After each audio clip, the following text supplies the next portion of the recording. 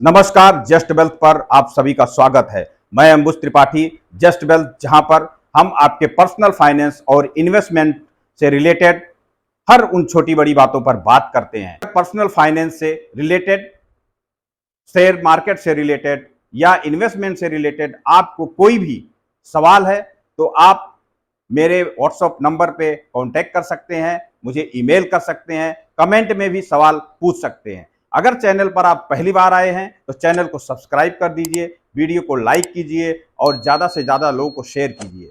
आज इस वीडियो में मैं आपको ये बताने वाला हूं कि आप एक बेहतर एसआईपी कैसे चुनें।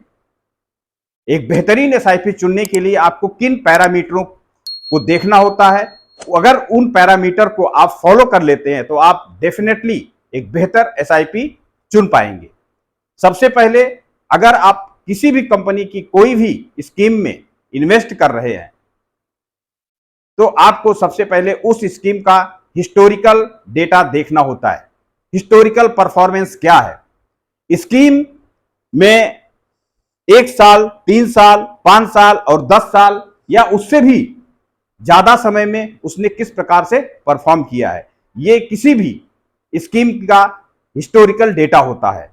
वो अलग अलग मार्केट साइकिल में, अलग अलग मार्केट सिचुएशन में किस प्रकार से परफॉर्म किए, इससे आपको यह पता चल जाएगा स्कीम का विटेज क्या है, स्कीम कितना सेफ रिटर्न दे रही है और लॉन्ग टर्म में आपको फायदा भी होगा उसका।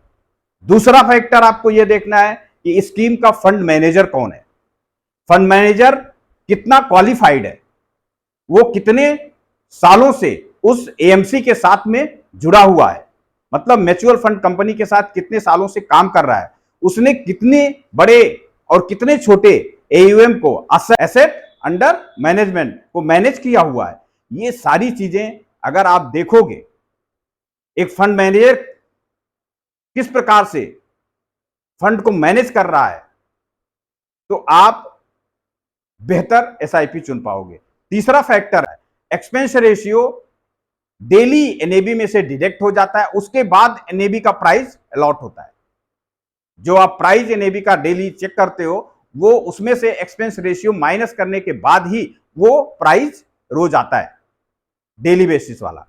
तो आप ये समझ लीजिए कि अगर किसी भी फंड का एक्सपेंस रेशियो ज्यादा है तो वहां पर आपको रिटर्न्स आधा 1% कम मिलने के चांसेस हैं। एक्सपेंस रेशियो कम है तो आपको रिटर्न्स ज्यादा मिलने के चांसेस हैं। ये तीन फैक्टर अगर आपने फॉलो कर लिया तो आप एक बेहतर एसआईपी प्लान, एक बेहतर म्यूचुअल फंड प्लान चुन सकते हैं। इसके अलावा भी बहुत सारी चीजें और होती हैं, बहुत सारे रिस्क फैक्टर्स होते हैं, जैसे स्टैंडर्ड डिविएशन, शार्प रेशियो और तीसरा है बेटा। ये भी इसके पार्ट है, ये भी चीजें देखनी होती हैं। लेकिन अगर इतना डीपली आप नहीं देख पाते हो, नहीं चेक कर पाते हो, तो आपको इन सारी चीजों को छोड़ करके सिर्फ 3 चीजों को देख लेना है कि उस फंड का हिस्टोरिकल परफॉर्मेंस क्या है, उस फंड का फंड मैनेजर क्या है और उसका एक्सपेंस रेशियो क्या है। ये 3 चीजें आप फॉलो कर लीजिए। बाकी चीजें अगर आप देख सकते हो तो आप देख लीजिए, आप कोशिश कीजिए कि बाकी चीजों को भी आप जानिए, समझिए। जैसे जिस कंपनी के फंड में आप जा रहे हो उसकी पीयर कंपनियां भी होंगी। सेम फंड की, समझो स्मॉल कैप फंड है तो दूसरे भी कंपनियां स्मॉल कैप फंड रखी होंगी, तो आप उनसे भी कंपेयर कर सकते हो। जैसे एसबीआई का स्मॉल कैप फंड है, वो बेहतर कर रहा है कि एचडीएफसी का स्मॉल कैप बेहतर कर रहा है, कोटक का स्मॉल कैप बेहतर कर रहा है कि टाटा का स्मॉल कैप बेहतर कर रहा है, एक्सिस का कर रहा है कि आईसीआईसीआई प्रूडेंशियल का कर रहा है। तो आप ये सारी चीजें खुद भी कंपेयर कर सकते हो। बट अगर इन सारे डिटेल्स में आप नहीं जाना चाहते हो तो मैंने आपको बताया केवल 3 फैक्टर हैं। तीन चीज आप चेक कर लो और आप बिंदास होकर पैसा लगाओ, आपका रिटर्न्स बढ़ेगा ही बढ़ेगा। आपका फंड खराब हो ही नहीं सकता। तो इन बातों का आप ध्यान रखिए।